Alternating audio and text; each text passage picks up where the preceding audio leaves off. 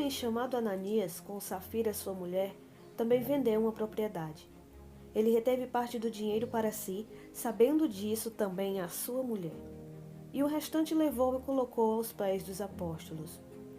Então perguntou Pedro: Ananias, como você permitiu que Satanás enchesse o seu coração ao ponto de você mentir ao Espírito Santo e guardar para si uma parte do dinheiro que recebeu pela propriedade?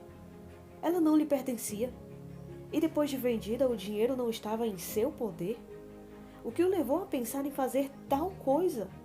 Você não mentiu aos homens, mas sim a Deus. Ouvindo isso, Ananias caiu morto. Grande temor apoderou-se de todos os que ouviram o que tinha acontecido. Então os moços vieram, envolveram o seu corpo, levaram-no para fora e o sepultaram. Cerca de 3 horas mais tarde entrou sua mulher, sem saber o que havia acontecido. Pedro lhe perguntou: Diga-me, foi esse o preço que vocês conseguiram pela propriedade? Respondeu ela: Sim, foi esse mesmo. Pedro lhe disse: Porque vocês entraram em acordo para tentar o Espírito do Senhor. Veja, estão à porta os pés dos que sepultaram seu marido, e eles a levarão também. Naquele mesmo instante, ela caiu morta aos pés dele. Então os moços entraram e, encontrando-a morta, levaram-na e a sepultaram ao lado de seu marido.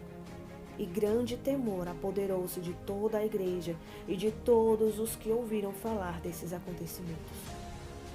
Os apóstolos realizavam muitos sinais e maravilhas entre o povo. Todos os que creram costumavam reunir-se no pórtico de Salomão. Dos demais, ninguém ousava juntar-se a eles, embora o povo estivesse em alto conceito. Em número cada vez maior, homens e mulheres criam no Senhor e lhes eram acrescentados, de modo que o povo também levava os doentes às ruas e os colocava em camas e macas, para que pelo menos a sombra de Pedro se projetasse sobre alguns enquanto ele passava.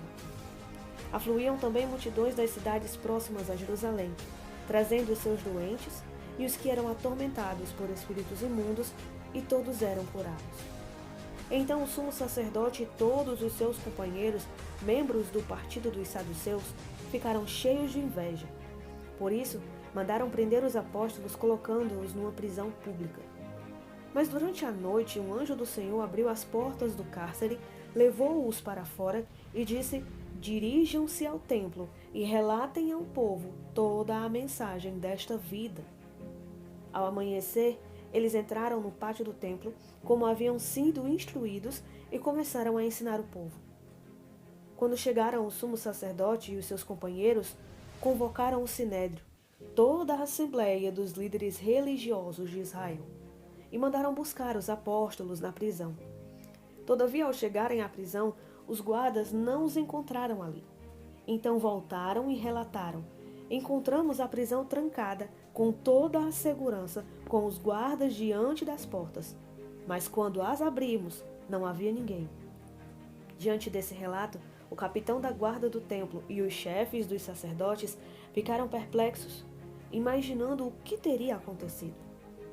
Nesse momento chegou alguém e disse: Os homens que os senhores puseram na prisão estão no pátio do templo ensinando o povo. Então, indo para lá com os guardas, o capitão trouxe os apóstolos, mas sem o uso de força, pois temiam que o povo os apedrejasse. Tendo levado os apóstolos, apresentaram-nos ao sinédrio para serem interrogados pelo sumo sacerdote, que lhes disse: Demos ordens expressas a vocês para que não ensinassem neste nome. Todavia, vocês encheram Jerusalém com sua doutrina e nos querem tornar culpados do sangue desse homem.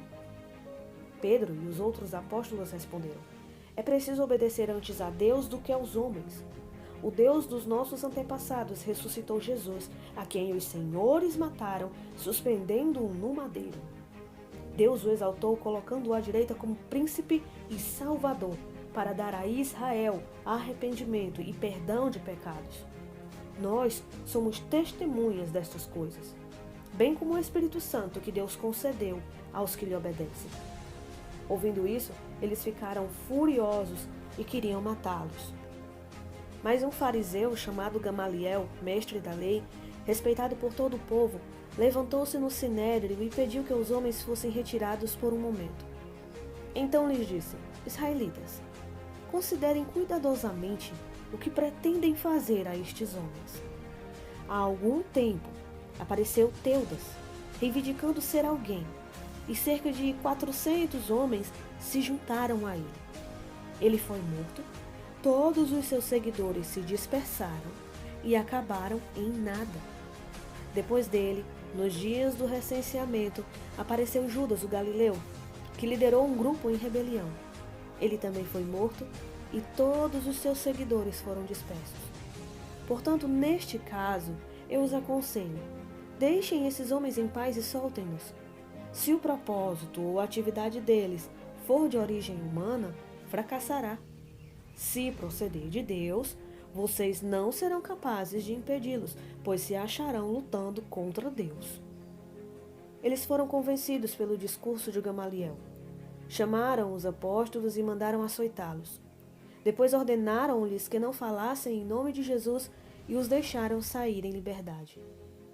Os apóstolos saíram do sinédrio, alegres por terem sido considerados dignos de serem humilhados por causa do nome.